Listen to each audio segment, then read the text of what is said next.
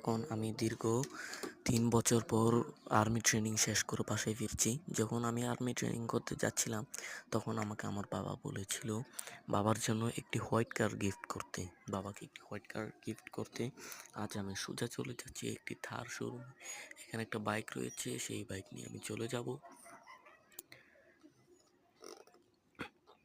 এখন আমি সোজা চলে যাচ্ছি থারের শোরুমে, যেখানে যেখানে বাবা, আরে এখানে তো সবগুলো লাল লাল থার দেখা যাচ্ছে, একটা হোয়াইট থারও তো এখানে নেই।